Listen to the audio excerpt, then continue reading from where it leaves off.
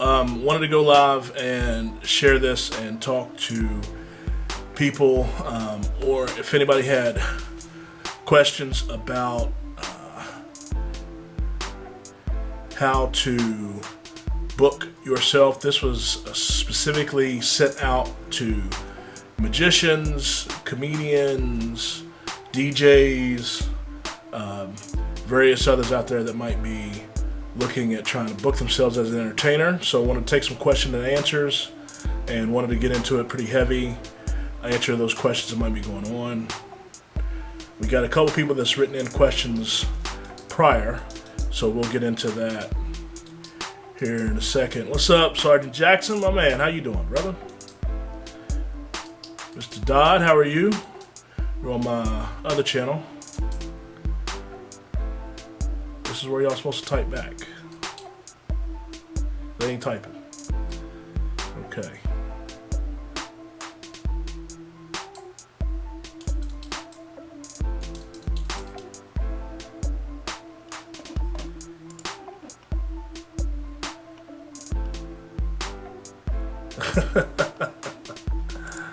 Alright, we got some preloaded questions going on.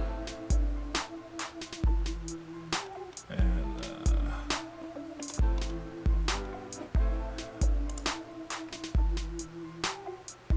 3 minutes ago.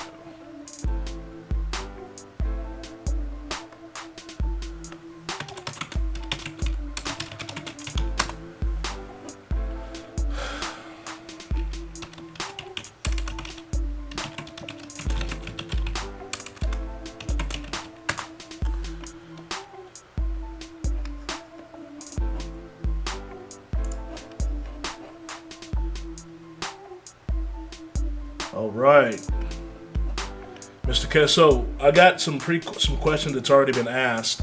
I know I think it might be 2 entertainers. I think. What are Chad, my man? How was the feedback from last night, Chad?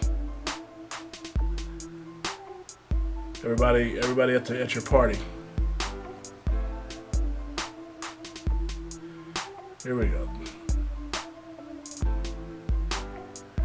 So the entertainers that are here and they're streaming in, go ahead and type in your questions so that way I can answer those.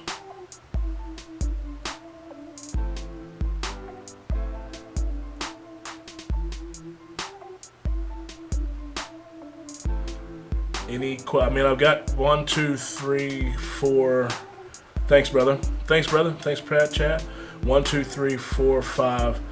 I got 6 questions that was sent to me for people that I don't think are able to tune in or something.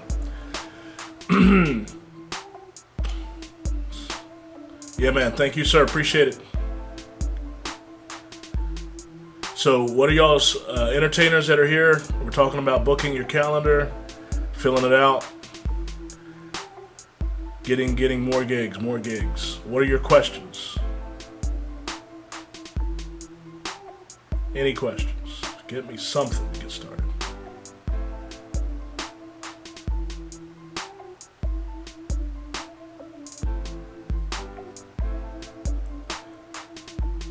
Something. Gentlemen, ladies. Anything. Going once, going twice. All right. So here we go. We got the questions that were sent in before. One question is being asked about AdWords. When it comes to AdWords, I think that's a situation that you have to decide when it comes to your personal market. I don't run AdWords anymore because I feel like I think it's a little oversaturated. It really isn't coming down to who is the better website. It's not coming down to who has the best videos. It's not coming down to who's really the better performer. It's just the person who's going to pay more for the click.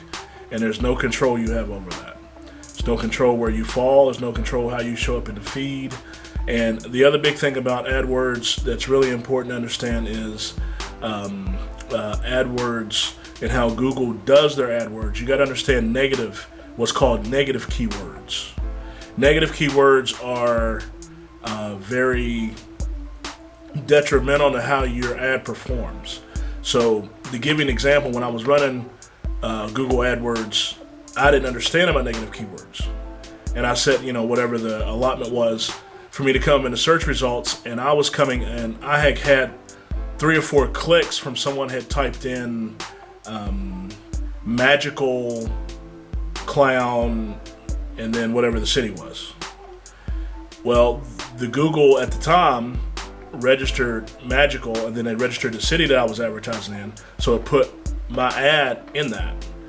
And I had to go in and I had to configure clown was actually a negative keyword. So if you're going to get into Google AdWords, you need to really understand negative keywords, and you really need to understand where you don't want to come. So if you don't want to be under certain things or people are looking, I saw a negative keyword where I was clicked on for somebody that was looking for a psychic. Okay? And I paid for that and then went to my website. So that's the thing about AdWords. I know that there's some people that run AdWords all the time, and I guess it's working for them, but I think there's other ways you can take your money and you can use your money to get yourself booked other ways. Other question that's been asked is about church shows. How do you go about booking church shows? Church shows is a market that I really love performing for, and if I had it my way, I would only perform for churches. I wouldn't do anything else. With church shows, you have to you literally just go after the churches. The hard thing about the churches is you got to figure out when those special events are. Once you figure out when those special events are, then you'll be able to market to those people. So figuring out those special events, and you have to backtrack. So if that special event's happening in say September, then you need to be in front of that person, 3 months, 6 months, way ahead of time before you really get in and start marketing yourself. So the thing is, you got to figure out when exactly the event's going to happen with the church, and then you got to back up. So go back 6 months, go back 8 months, go back 12 months, and then start marketing yourself that way. Next question with the church was being asked is who exactly do you talk to? I always think it's best, if you can always go to the biggest person or the biggest decision maker, that's where you need to start, because it can trickle down. Now, the good thing about churches is that a lot of the church leadership has people that are actually they're actually making decisions, even though there might be somebody that might be, you might have what they call an associate pastor, and those associate pastors have a lot of decision-making weight, a lot. So when it comes to that, you can figure out who that person is, and the good thing about the churches is that they give that information out. So if you make that phone call, you call the church and say, hey, who's the person that's in charge of special events? Who's in charge of the fall festival? Who's in charge of, the carnival that they're going to do? When you figure that out, then you can actually go directly to that person. And that decision maker normally has a lot of weight, unlike corporations where, the marketing person might be planning it, but the CEO's got to sign off on exactly what they're going to pay for. So it's a little different. But with the church, you can find out, okay, well, the worship pastor in charge of music is coordinating everything, and they have final say in how they're going to book all that. Another question was asked was headshots. Should you go funny or should you go serious? And I'm thinking this is coming from a comedian. I think you should go classy. And I know that's not really an option you were giving me, but I think you should go classy. And you can do funny and classy, but going what they call slapstick funny, no. Especially when you're trying to send it out to corporate executives that are making decisions about if they're going to book you or not. So slapstick funny, no. classy but funny, you can do that. You can do classy and a little semi-serious, you can do that. You don't want to look like you haven't taken a mugshot, but classy and slightly funny, yeah, you can definitely do that. So the other thing was being asked about was speaking on advertising. Hey there, Miss Sabrina, how are you? The other thing was speaking on advertising and how it breaks down. When it comes to my advertising, number one, I always said I really don't spend money on AdWords anymore. Everything that I do is direct mail, postcards. You need to cultivate an email newsletter. That's a big thing.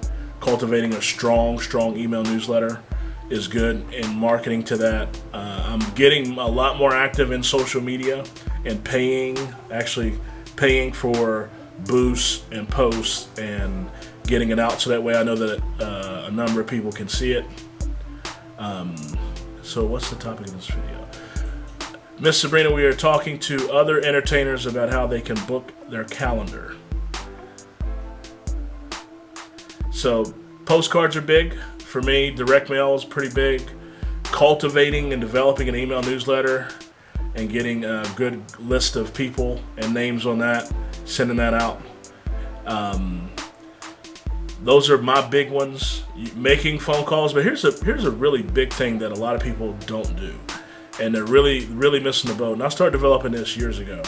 One thing you can do is wherever you live or the area you live close to, you can get magazines and you can get newspapers from those areas. Even though print newspapers are going away, but this is huge and so many people miss this.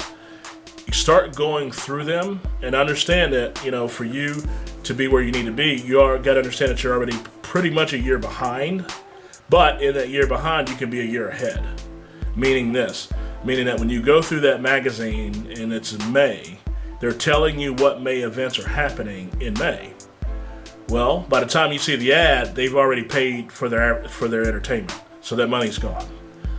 But that could be somebody you can reach out to in 6 months for May of 2019. And that's the way that you do that. Most people miss that. That's one of the biggest things that I've done. I've used newspapers, I've used magazines, I've used community newsletters, and just look for things that are happening, because they'll advertise so-and-so fall carnival. They'll advertise whatever. What's up, Miss Amy? How are you?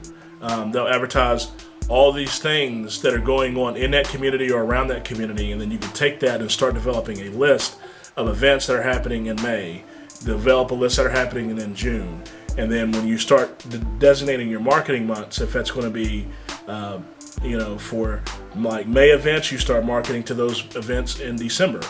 And then you have that staggered throughout the entire year, so that way you're going to be solid when you start marketing. But yes, you're pretty much, by the time it hits press, you're already behind the 8 ball. There's some times that they have some last minute fills and they might book you last minute, but that's pretty much it. The other question was asked, is agency, yes or no with an agency? With a booking house, well, I call them booking houses, booking agents. I have a couple relationships with about 3 or 4 that I trust. With the booking relationships, you need to just understand they're taking a cut. And sometimes they're not honest about the cut they're taking. So that could be a cut of, they could have told you it was 10% and they're taking 30%. So just know that they're marking up whatever it is. And when it comes to that, that's what I would tell you to do, is to, that's an individual thing. When I have an agent that reaches out and we're semi-cool and I can trust that they're not marking me up too much, I'll work with them. But if it's an agent that I kind of get this feeling that they're just going to offer me whatever and they're going to try to book it as high as they can and they're going to try to make 60% or 70% on booking me out, I don't take it. So that's an individual thing, but just know that they are taking a pretty good cut of whatever they're taking, and if that's the way you want to go. I mean, I know why a lot of entertainers do it. It's really easy. They make a phone call, they call you, they say, hey, we got a show. It's, December the 7th. It's paying $500. Do you want it? And you say yes, and they book it, and you get a contract, and that's it. So you didn't really have to do any legwork. But the way I look at it is I'm doing legwork anyway. So when I get those shows come in and they mesh and they vibe with my calendar, we can book it, we do it. Cool. If not, I don't worry about it. So that's that. So I think I covered it was a comedian in Australia that sent me a message and was asking me about booking. Look, if you're out there and you're doing your thing, you got to really develop your set. You got to have your set tight, right? And I was suggested to him that he needs to go out and he needs to do 3 or 4 minute sets, open mics, reading poetry aloud, whatever. And then he can do that in those 3 or 4 sets and whip those 3 or 4 sets. He can start developing so that 3 minutes he can have a tight 1 minute, and then he does it again. At 3 minutes, he have a tight 1 minute. He does that enough. I told him how to open. I told him how to close. And when you put that together, then you'll have a good solid 25, 30 minute set. And please, guys, ladies and gentlemen, if you're out there marketing yourself and you're booking yourself, and I'm really talking to the comedy community here, when you're telling these corporate people that you're clean, because I'm seeing it a lot, you're telling these corporate people that you're clean, and you're not clean, that impacts the entire industry, because these people went up and they've told this person they were clean, they do 3 minutes clean, and then they start going a little bit dirty. That makes that corporation sour to the idea of booking any entertainment after that. So if you don't have a clean set, don't say that you do. If you do have a clean set, cool, market it, put it out, get it out there. But saying that you do have a clean set and you really don't, that's hurting the industry. Because now they're skeptical to book any other entertainment because they don't know what you're going to say. And I see that a lot. So please, just be mindful of other people out here. I mean, as they say, there's enough work for everybody. So just be very mindful of the people that are out here doing that. Okay? So that's pretty much it. Do we have any other questions? I don't know. Do we? Yes? No? Anything else? Had a message.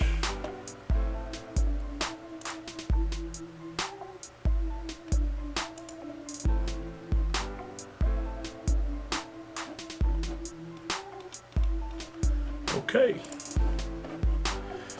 A couple other things you need to think about. Put your business card, put your picture on your business card. A lot of people don't do that. And that's a mistake, because you give out your business card and people might remember magician if you got it on your business card, but if they look at it 3 or 4 months later, they might not really remember who you are. If you got your picture on it, they're going to remember that, and that's definitely a big thing. So please put your picture on your business card. Go out and start using a little bit more with Google search. You'll be surprised at what you'll be able to get out of that. We're going to wrap this live part. I want to thank those people that tuned in, and we're going to get this distributed and put out on the various internal groups. If you have another question and you want to get it to me, send it in. Email me, let me know. I'll probably do another one of these soon, okay? All right, now, thank y'all very much, and see y'all later.